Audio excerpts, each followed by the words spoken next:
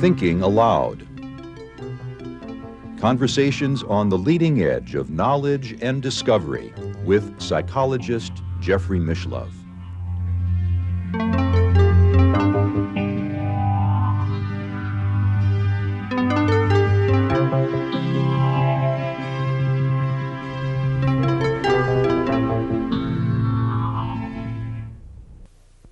Hello and welcome. I'm Jeffrey Mishlove. Today we're going to be exploring the holographic model of reality and its implications for ourselves, our bodies, and the world around us. With me today is Michael Talbot, author of several books including Mysticism and the New Physics, Beyond the Quantum, Your Past Lives, and most recently, The Holographic Universe, as well as 3 novels. Welcome, Michael. Thank you, Jeffrey. It's a pleasure to be with you. Nice to be with you. You know, one of the things that you point out in the holographic universe is that this is a model that's been around now for a few decades, but Right. It's really beginning to show its power in explaining many, many areas of personal experience and science at the same time. Can we talk a little bit about how the model developed? Sure. It was developed by two men, University of London physicist named David Bohm, who was a former protege of Einstein, and a Stanford University neurophysiologist named Carl Pribram. And they worked independently. Pribram was studying memory and found that there's evidence that the brain operates holographically. And Bohm was studying subatomic physics and found that on the subatomic level, the fabric of reality seems to possess properties that are reminiscent of a hologram. Mm-hmm. So if you put those two ideas together, that our brain seems to be holographic and the universe is holographic, it suggests that maybe it's compelling evidence that the universe may be a kind of hologram, not that it's literally a hologram, but that it's a good metaphor or way of understanding the universe. Now, when you say it's holographic, what do we mean, really? That, in a nutshell, that reality may be more plastic and changeable, like an image, than Mm-hmm. a solid construct, a sort of sticks and stones world. It has a couple of other implications, one of which is that a hologram has an unusual property. If you take a piece of photographic film that has a holographic image encoded in it, that means that you cannot see the image with your naked eye. You have to reconstruct the image, you have to shine a laser through it. So if you have an image of a rose in the film, shine a laser through the rose, you'll get a three-dimensional image of the rose on the other side. You cut that film in half, shine a laser through each piece, you'll get a whole rose out of each piece, which is a very unusual property and sort of boggles the imagination at first. Cut it in 4, you get 4 roses. Cut it in 8, you get 8 roses. Mm-hmm. So if the universe is a hologram, it means, as William Blake said, that quite literally you can find the universe in a grain of sand, that every portion of the universe contains some semblance of the whole universe. That's very profound. Very. It's mind-boggling, and you know, one of the things that you point out in a footnote of your book that I would like to mention is that this doesn't apply for many of the kinds of holographic images that are popularly sold as Yes. pendants and the like that don't require laser light. Right. Every talk I give, someone comes up and says they cut the hologram in half on their credit card and ruined it and didn't get the effect. And it only applies to those images that you cannot see with the naked eye, that you have to reconstruct. If you were to look at holographic film, it might look like ripples on a pond unless the laser light is shined through it. Right. There's no decipherable image in the film, and it very much does look like ripples in a pond, like when you drop pebbles into a pond. There are all sorts of little circles. They're called interference patterns. Right. The same as when you drop 2 pebbles in a pond and the ripples crisscross. That is exactly what is in the film. It's the crisscrossing of the laser light that's recorded on the photographic film. So there's the sense about a hologram that there's 2 levels. One is this 3-dimensional image that's projected, and it can look so real that you want to reach out and touch it. And then the other level are these interference patterns. Right. That reality in a hologram can manifest in 2 ways: as a concrete image, or as this sort of indecipherable blur of energy. And an analogy to this is kind of when you're watching Johnny Carson on your television set. That's really, his image is encoded in 2 ways. One is as the concrete image on the TV set. One is as the blur of radio waves permeating the living room. And if the universe is a hologram of some sense, in some way, it suggests that there may be 2 very drastically different levels to reality, that the concrete reality we see, you know, when we look at these chairs and at the trees and the clouds and everything like that. Our bodies. Are just one way that reality manifests, and that at some deep level there's a level of reality where everything dissolves into an ocean of energy that is holographically interconnected, where every portion of the universe is contained in every tiny area of the universe. So that implies that this notion that we go about our everyday lives with thinking of ourselves as separate from each other, and the cup is separate from the coffee that goes in the cup, that these notions are somehow, what would you say, superficial or contradicted at a deeper level? They're artificial, definitely, and Bohm really stresses this, and it's a very interesting notion, because in our Western way of thinking, we're so attached to the idea that when we come up with a concept like an apple or an electron or whatever, that exists out there, and we forget, it's kind of like fish unaware of the water in which they swim, that the conceptual pigeonholes we use, words, to describe reality, are phenomena inside our head. They're not out there. And most of the time this is a philosophical quibble, but when you get down to quantum physics, and this is one of the reasons that Bohm came up with the holographic idea, it starts to have real effects. And one of those is it's been discovered that if you take two subatomic particles like electrons, that in certain instances, when you do something to one, it will always affect the other, no matter how far apart they are. It's kind of like stories that you've heard of identical twins, where when one is hurt, the other feels the pain. And the problem is that we can find no process known to physics that explains how these could be sending a signal back and forth. In fact, because it would have to be faster than the speed of light. Instantaneous. It would have to be an instantaneous signal, and Einstein's theory of relativity said you can't have instantaneous signals because it would mean that you could violate the time barrier and conceivably call your grandfather and tell him not to marry your grandmother. And most physicists say, well, this would be just too troubling to incorporate into a rational picture of reality. Bohm explains it in a different way, which is a very interesting way, and he says, if you imagine that you've got an aquarium in which you have a fish swimming, you have a TV camera facing the front of the aquarium, one facing the side of the aquarium, and you have a monitor attached to each camera. Now you also imagine further that you come from a culture that's never seen aquariums, never seen fish, never seen monitors or cameras. All you are privy to is the two images on these screens. He says that maybe, if you look at these two screens, you're going to see a side view of a fish and a frontal view of a fish. And because you don't know what the deeper reality is, the reality of the aquarium, you may assume that these are two separate things. But two different fish. Two different fish, two different objects. But every time one fish moves, the other is going to make a corresponding movement. And you may then jump to the conclusion that somehow the one fish is signaling the other or communicating the other to say, hey, do this, instantaneously. And Bohm says this is what we've done with subatomic particles, that we assume that an instantaneous communication is going on when that's not really what's going on at all. At a deeper level, a very holographic level of reality, every particle in the universe collapses to a sort of cosmic unity. They're not signaling each other. They're like that fish where there's the level of the aquarium. And so what that means, talking about words, is that there is no separation between electrons. Furthermore, there's no separation between people.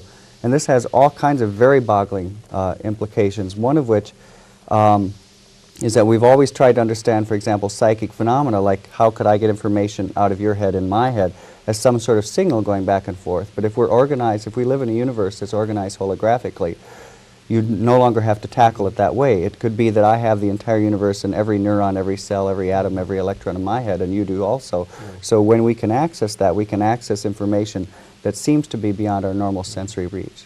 Well, I'm very interested in psychic phenomena, and I know you've had many personal experiences, Right. and I want to touch on it, but this is not a model that was developed in order to explain psychic phenomena. And I think to neuropsychologists like Carl Pribram, the fact that it happens to provide an explanation for psychic phenomena is almost a bit of an embarrassment, that he developed the holographic model because he was trying to come to terms with memory. Right. So let's talk about that. Sure.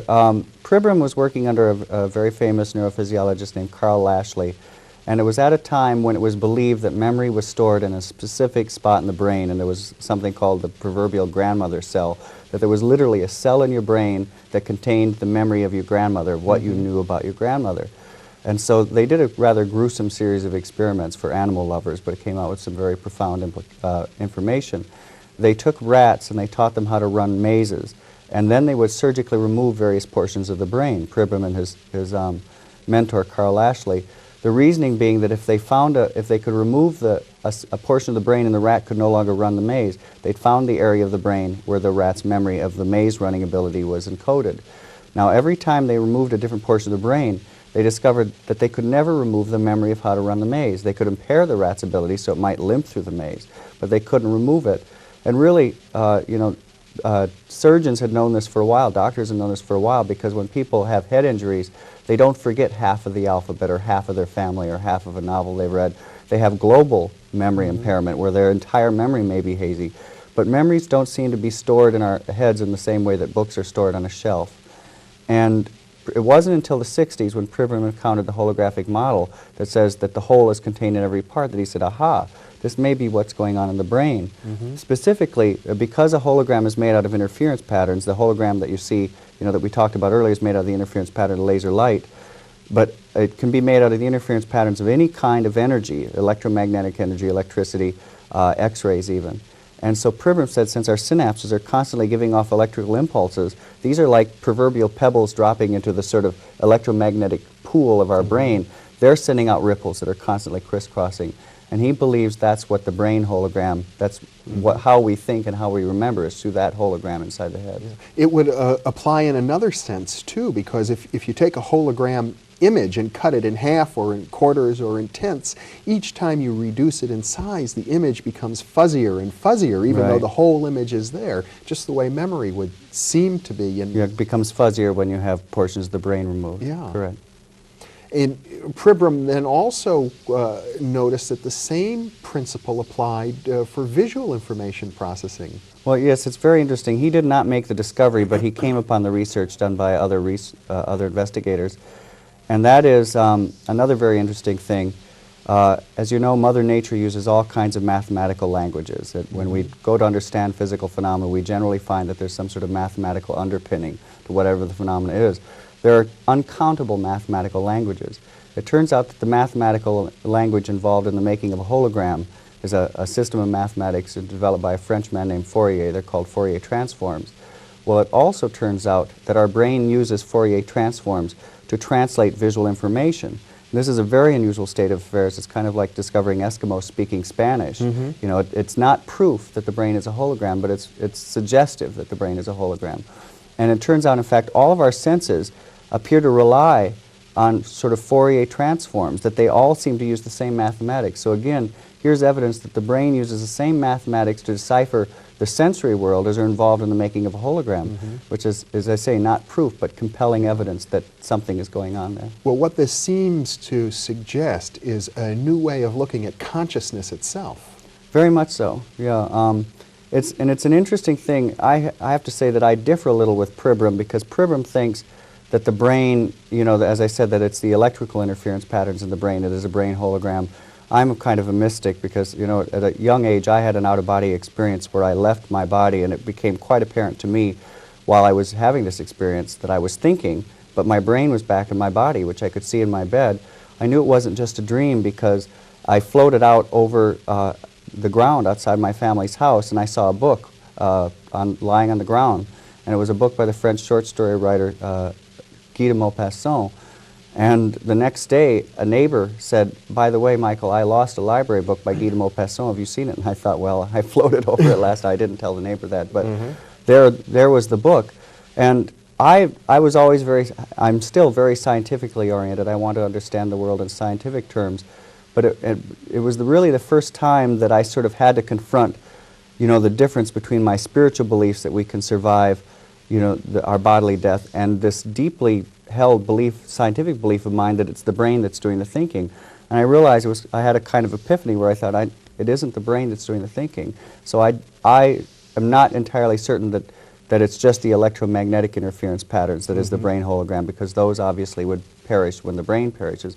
I think there might be some subtler level, some subtler energy that we haven't discovered with our technology that's involved in this also. Well, Bohm's model is relevant and interesting at this point because he's not dealing with the universe as a hologram made out of electromagnetic interference patterns. He's looking at quantum wave potentials, which are at a much deeper level. And I must say, I've heard Pribram discuss it much the same way. There are quantum wave potentials in the brain itself, which is a much more deeply embedded level of energy and matter than the electromagnetic level. Right. Bohm, it's a funny thing in science. The great physicist Hermann Bondi called it the lure of completeness, that we tend, when we find some sort of outermost perimeter to what we can measure, we assume there's nothing beyond it. And I refer to it It's kind of like you know, in ancient times when we only knew a certain portion of the world, people always seem to say beyond the edge of the map there be monsters, that there was nothing there. And the same thing is going on in physics, that we have, with our technology, reached down to a certain level in reality, and it's a common prejudice among many physicists that beyond that level, there's nothing exists. There be monsters. There's just a void. Yeah. And it's an interesting thing that we, as I say, we have to have this lure of completeness. We have to feel that our knowledge of the universe is all that exists in the universe. Bohm, I think, is very wisely is one of the few physicists who comes out and kind of says the emperor has no clothes, says what rational basis to it? It's just prejudice that we assume nothing exists beyond this level of reality. And he feels that there are all kinds of domains of reality beyond this level, this microscopic level, and he theorizes that there may be untold, uncountable, subtler energies in these levels. The quantum potential is one. It's a theorized field that has not been measured or discovered with science, but Bohm feels there's evidence to posit its existence.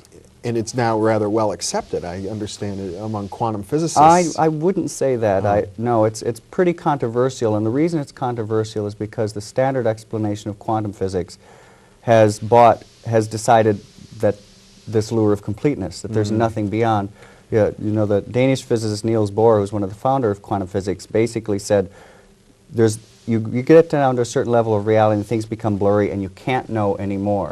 And Bohm takes a very different route, which at this point is very sort of looked down upon by a lot of physicists, because most have been schooled in the way of Bohr's thinking. Yes. And Bohm, the quantum potential is not looked upon kindly by most physicists, I would say. Well, I don't think we want to get into too technical a discussion of quantum physics at the moment, but I do think it's important to bring up the uncertainty principle, because in a way it's where physics comes full circle. And as I understand it, physics are saying, well, there may be all kinds of stuff, but we'll never know it because we interact with it. Anytime we attempt to look at particles beyond a certain level, the very act of observation changes things, and that brings us to a point where we realize that the distinction between subject and object breaks down. Right.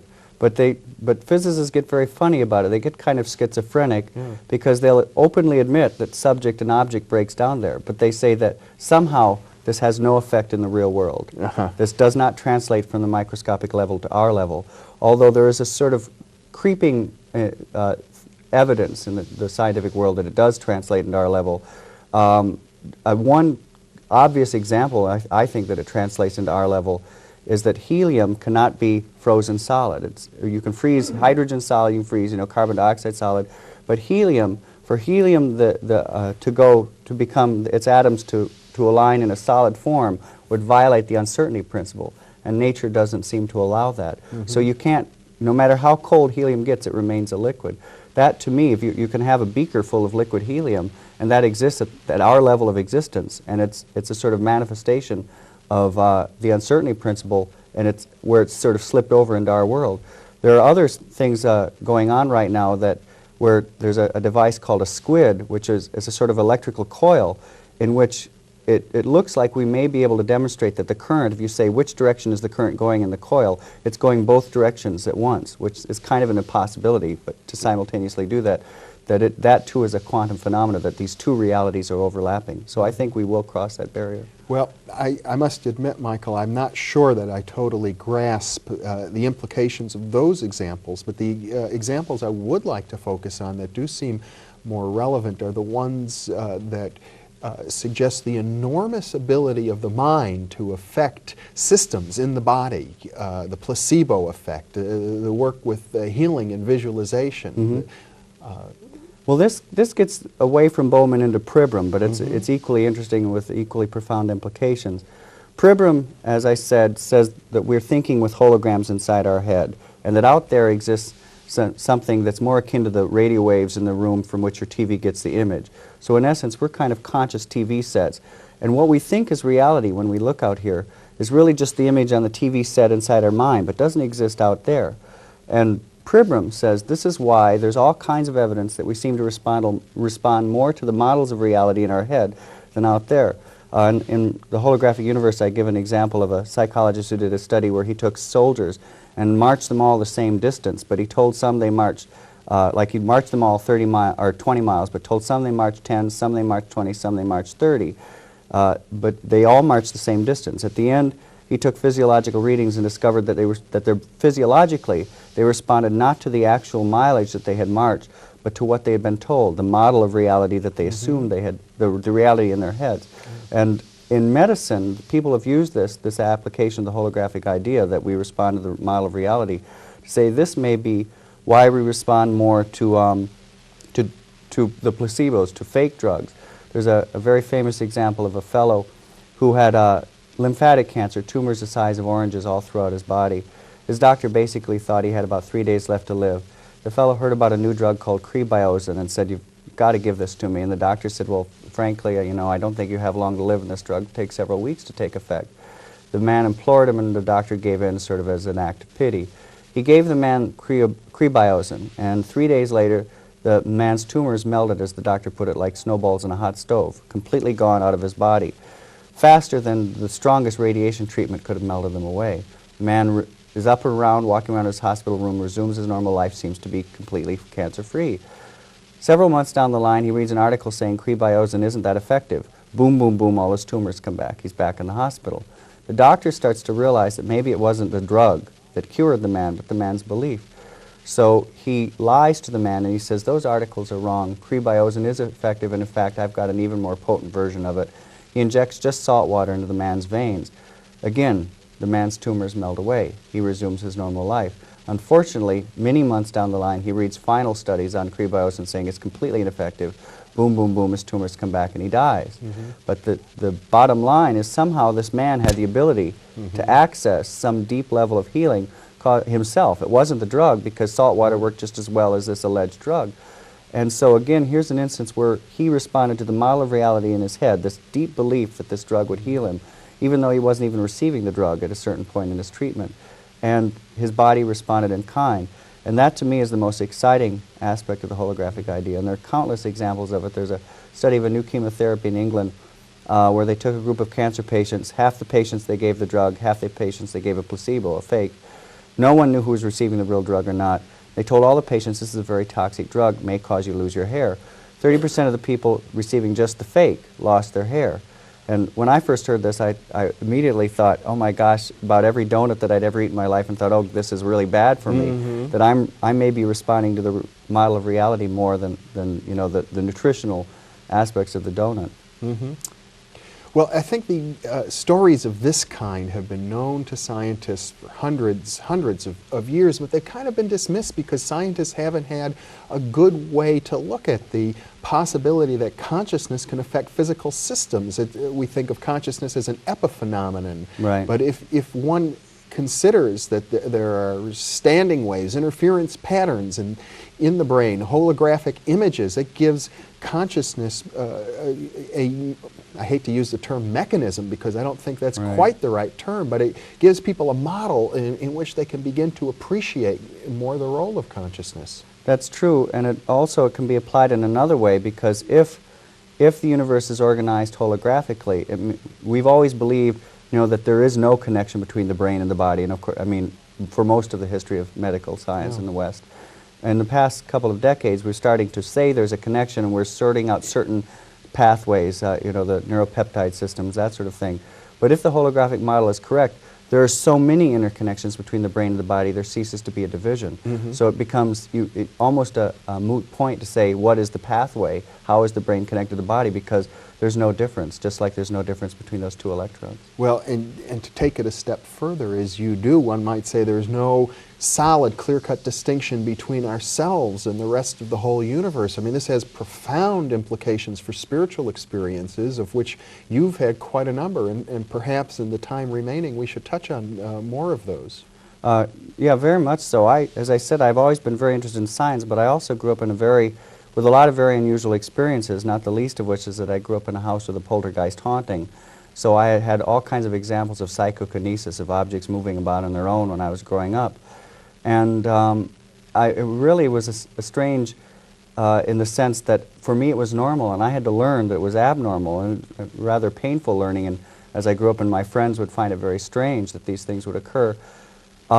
And one of the things that Bohm says, because Bohm addresses the topic of psychokinesis, is again, we don't, we may be mistaken to try to approach psychokinesis by saying what energy is leaving the brain to move the object, because as Bohm says, there's no division between the object. Psychokinesis means mind over matter. Right, moving the objects was just the power of thought alone. That we are as connected to that object as borderless, we're a continuum with the object, as the patterns in a carpet.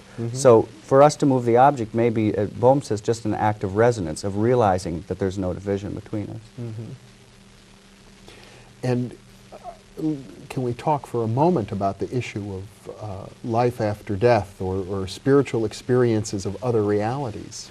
Yeah, that's one of the areas you had mentioned earlier, that one of the exciting things about the holographic idea is that people have taken this and explored all different realms. That some have used it to say this is how acupuncture works, because it turns out that there are little micro-acupuncture systems where you can find the entire body in the acupuncture points of the ear. Recapitulated in, right, in the ear, yes. Right. So we've talked about the placebo effect. Some have said that the holographic idea applies in near-death experiences. One of these individuals is Kenneth Ring, who is at the University of Connecticut, studies near-death experiences.